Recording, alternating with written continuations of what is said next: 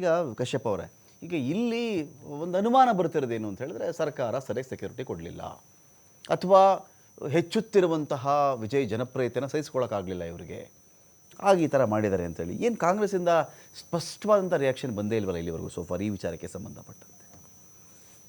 ನಿಮ್ದೇನು ಸ್ಟೇಕ್ಸ್ ಇಲ್ವಾ ಅದರಲ್ಲಿ? ತಮಿಳುನಾಡಲ್ಲಿ ಕಾಂಗ್ರೆಸ್ ಸ್ಟೇಕ್ಸ್ ಇಲ್ವಾ? 41 ಜನ ಅಸುನೀಗಿದ್ದಾರೆ, ಅವರಿಗೆ ನಾವು ಶ್ರದ್ಧಾಂಜಲಿ ಅರ್ಪಿಸ್ತಾ ಅದು ಆಗಬಾರ್ದಾಗಿತ್ತು, ಘಟನೆ ಆಗಿದೆ.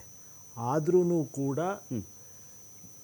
ಗ್ರೇ ಮಿಸ್ಟೇಕ್ಗಳು ನಮಗೆ ಕಣ್ಣೆದುರುಗಡೆ ಕಾಯ್ತಾ ಇದೆ. 4 ರಿಂದ 5 ಅವರು ಒಂದು ಪ್ರೋಗ್ರಾಮ್ಗೆ ಬಂದಿರೋದು ಡಿಲೇ. ಸೆಕೆಂಡು, ಆಯೋಜಕರು ಬಂದಿರೋ ಜನಕ್ಕೆ ಅಟ್ಲೀಸ್ಟ್ ಒಂದು ನೀರಿನ ವ್ಯವಸ್ಥೆ ಕೂಡ ಮಾಡಿಲ್ಲ. ಅಲ್ಲಿ ಮೀಡಿಯಾ ರಿಪೋರ್ಟ್ ಹೇಳುತ್ತೆ, ಮತ್ತು ಎಲ್ಲರೂ ಗ್ರೌಂಡಲ್ಲಿ ಹೇಳ್ತಾರೆ, ಜನ ಸುಸ್ತಾದ್ರು ಮತ್ತು ಆಹಾಕಾರಕ್ಕೆ ಸತ್ತು. ಒಂದು 10 ರಿಂದ 15 ಜನ ಆಹಾಕಾರಕ್ಕೆ ಸತ್ತಿದ್ದಾರೆ. ಕಾಲು ತುಳಿದಕ್ಕೂ ಸತ್ತೋಗಿದ್ದಾರೆ, ಆಹಾಕಾರಕ್ಕೂ ಸತ್ತೋಗಿದ್ದಾರೆ.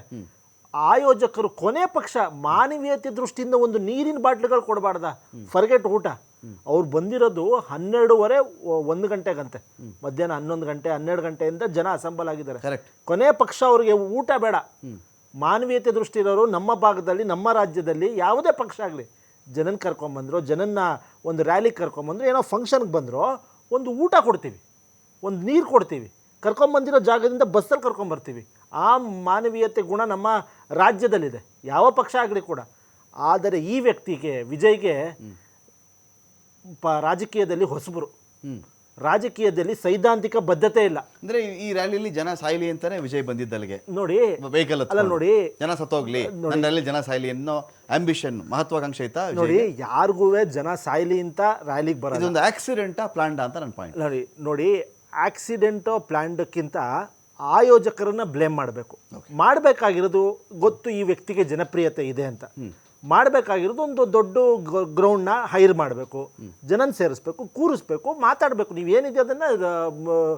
ಇನ್ನೊಂದು ಇಂಪಾರ್ಟೆಂಟ್ ಪಾಯಿಂಟ್ ಅಂದರೆ ರಮಾಕಾಂತ್ ಅವರೇ, ಆತ ಬಸ್ ಒಳಗಡೆನೆ ಕೂತಿದ್ನಂತೆ ಸುಮಾರು ಬಂದು 40 ಮಿನಿಟ್ಸ್ ಬಸ್ ಒಳಗಡೆ ಕೂತಿಯಾನೆ. ಇನ್ನೂ ಏನು ಅಂದರೆ ಏನು ಪ್ರೂವ್ ಮಾಡಕ್ಕೆ ಹೊರಟಿದ್ದಾರೆ ಇವರು? ಏನು ಪ್ರೂವ್ ಮಾಡಕ್ ಕೊಟ್ಟಿದ್ದಾರೆ ಜನಕ್ಕೆ? ನಾವು ಜನರೊಂದಿಗೆ ಇದ್ಬಿಟ್ಟು ಜನರ ಸ್ಪಂದಿಸ್ಬೇಕು, ಬಿಟ್ಬಿಟ್ಟು ಜನರನ್ನ ಹಿಂಗೆ ಹಿಪ್ಪೆ ಹಿಂಡು ಮಾಡೋದು ರಾಜಕೀಯದಲ್ಲಿ ಫೈನ್. ಲೋಕೇಶ್ವರ್ ಸರ್, ಈಗ ಈ ರ್ಯಾಲಿಗಳಂತ ಮಾಡ್ತಾರಲ್ಲ ಸರ್, ಏನು ಈ ರೋಡ್ ಶೋ ರೋಗಗಳೇನಿದು ಸರ್? ಯಾವುದೋ ಒಂದು ನೀವೊಂದು ಸ್ಟೇಡಿಯಂ ಬುಕ್ ಮಾಡ್ಕೊಳ್ಳಿ, ಯಾವುದೋ ಒಂದು ದೊಡ್ಡ ಮೈದಾನ ಬುಕ್ ಮಾಡ್ಕೊಳ್ಳಿ, ಜನಾನ್ ಕರೀರಿ, ಒಂದಷ್ಟು ಪಾಸ್ ವಿತರಣೆಗಳು ಮಾಡಿ, ಸೀಟ್ ವ್ಯವಸ್ಥೆಯನ್ನು ಮಾಡಿ, ದಟ್ಸ್ ಓಕೆ. ಅವ್ರಿಗೊಂದು ಕೂರಿಸಿ, ಒಂದು ನೀರು ಕೊಡಿ, ಒಂದು ಪಾನಕ ಕೊಡಿ, ಒಂದು ಜ್ಯೂಸ್ ಕೊಡಿ, ಒಂದು ಊಟನೂ ಕೊಡಿ, ತಕರಾರಿಲ್ಲ.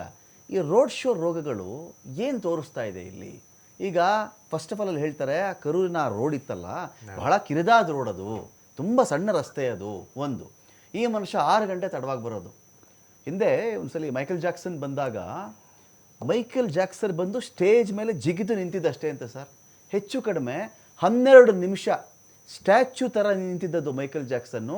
ಜನಗಳ ಚೀರಾಟ, ಆ ಕಣ್ಣೀರು, ಆ ಒಂದು ರೀತಿಯಲ್ಲಿ ಅಭಿಮಾನ, ಪ್ರೀತಿ, 12 ನಿಮಿಷಗಳ ಕಾಲ ಬರೀ ನಿಂತಿದ್ದಷ್ಟೇ ಸರ್, ಒಂದು ಸ್ಟೆಪ್ ಡ್ಯಾನ್ಸ್ ಮಾಡಿಲ್ಲ.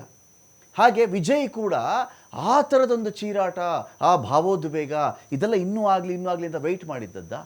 6 ಗಂಟೆ ನೀನು ಯಾಕಪ್ಪ ತಡ ಬಂದೆ ಅಂತ ಹೇಳಿದ್ರೆ, ಇವತ್ತವರೆಗೂ ಒಂದು ರೀಸನ್ ನಮ್ಗೆ ಇಲ್ಲಿವರೆಗೂ ಕಾಣಿಸಿಲ್ಲ ಸರ್.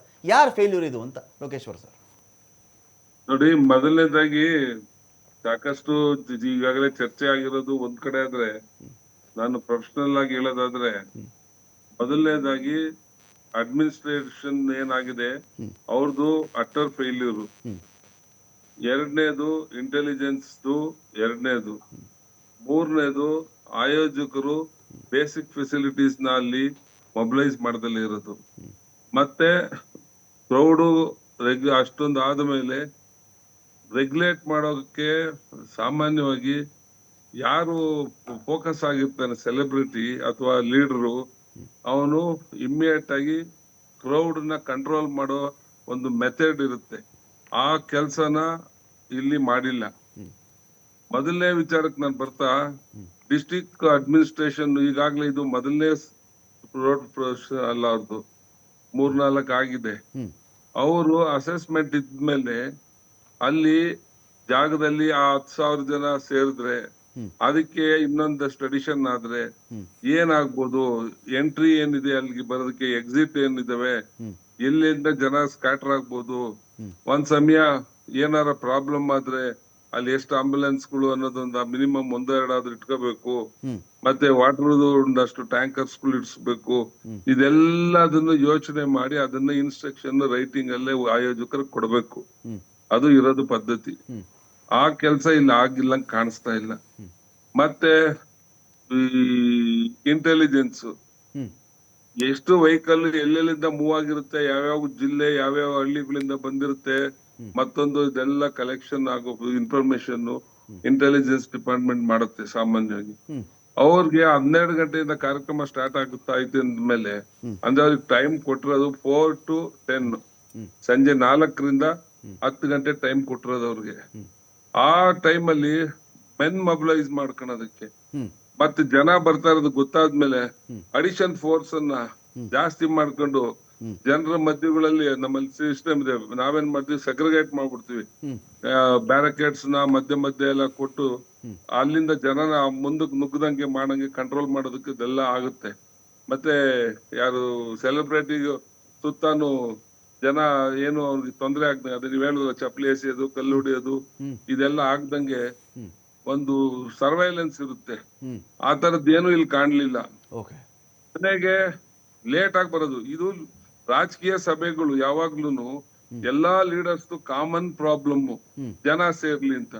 ಯಾಕೆ ರೋಡ್ ಶೋ ಮಾಡ್ತಾರೆ ಅಂದ್ರೆ, ದೊಡ್ಡ ಮೈದಾನದಲ್ಲಿ ಮಾಡಿದ್ರೆ ಜನ ಸೇರ್ದಿದ್ರೆ ಆಭಾಸ ಆಗುತ್ತೆ ಅನ್ನೋದು ಒಂದು ತಪ್ಪು ಕಲ್ಪನೆ.